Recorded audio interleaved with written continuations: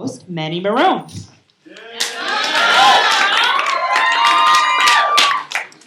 Hey guys, Prefrosh, what up? Prefrosh, what up?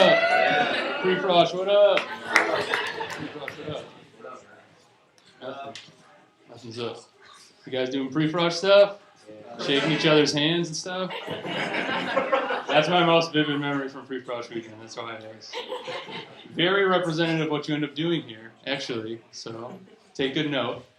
And actually, because of Prefrosh weekend, I became kind of a handshake snob.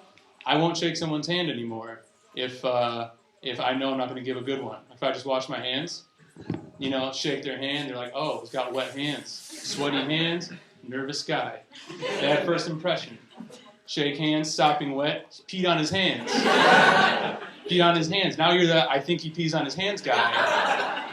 And after the I think he peed on his hands handshake, there's no redemption handshake. And after the I think he peed on his hand handshake, there's no redemption anything. You're done. That's it. You can't shake that, and you can't even be like, oh yeah, okay, fine. Yeah, I pee on my hands, guys. I pee on my hands. And people will be like, he pees on his hands, but he can admit it. So I gotta respect him for that. No respect for the pee hand guy.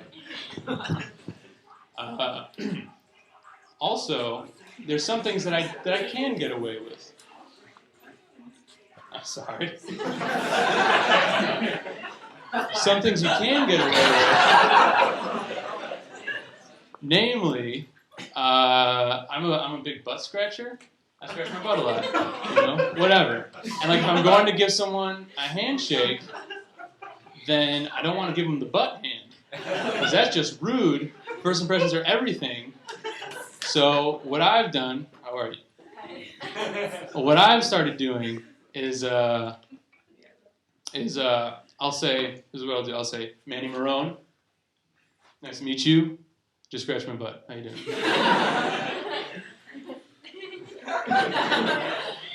All right. So, and then some people scratch, so you give them the choice. Or some people shake, and some people don't. So you give them the choice. And then the 6 people who do, those are your roommates sophomore year. Yeah. So, I try to start out with a good line. I try to steer away from how are you, how you doing, because they were questions, and now they've just been abused. Now it's like the 60-year-old man walks past you on the sidewalk. How you doing? And keeps walking. So no one expects an answer anymore. So I don't like that. And that comes to mind. The first guy that did that must have looked like a huge asshole. Hey, how you doing? Oh, I'm doing pretty good. How about?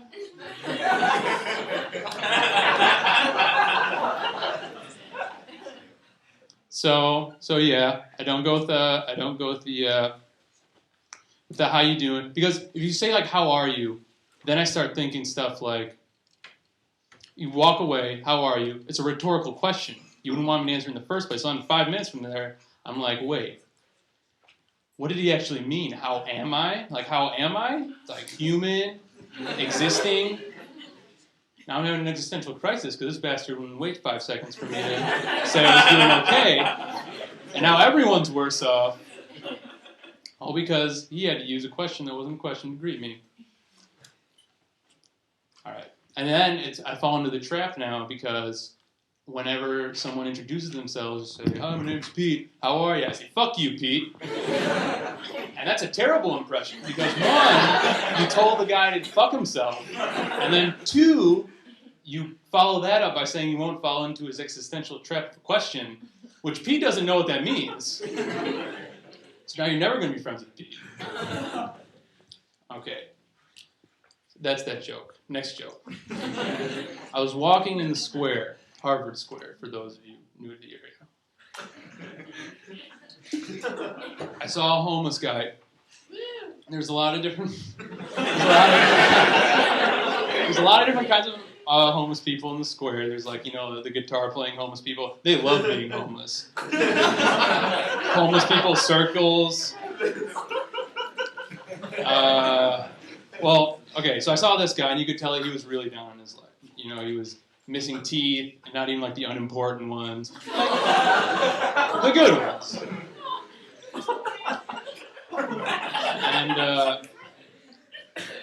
And he had a sign. You know, some homeless people like have like the funny signs, like about the apocalypse or something. You donate change, stop the apocalypse. Donate change, get this homeless man laid. And you're like, yeah, I want to get you laid, dude, absolutely. But no, this guy, he had I don't know, I guess it really kind of like just gave up kind of sign. I don't blame, like, terrible situation. But the guys, it was more in the variety of, like, I'm homeless. Fuck, man.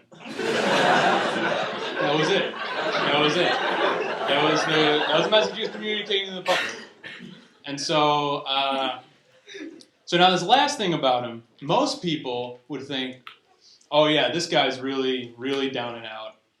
But he was wearing a Disney's The Mighty Ducks winter coat.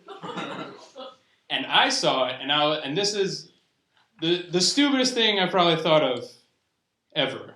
I thought, this guy can't be doing that bad. Because I wish I had a Mighty Ducks winter coat. So that means, basically what I was thinking was, he can't be that homeless. He's doing okay. What I didn't realize is that he's not a 20-year-old idiot who has seen the Mighty Ducks. Rather, he is a 40-year-old man. 40-year-old men never watch the Mighty Ducks. Like a lonely night, the wife's out. Let's do something fun. Let's pop in that video cassette of the fictional 12-year-olds that play hockey. That doesn't happen. So, felt kind of bad for him. And I mean, the only reason that a man of that age would have a Mighty Ducks jacket is because that was, I don't know, the closest thing to shelter that he could find. Because, well, this is what I told him when I walked by. I looked at him and I said, this is the most inconsiderate thing I've ever done to someone. I looked at him and I said, oh man, I'd trade anything for that jacket. And this is what he responded with.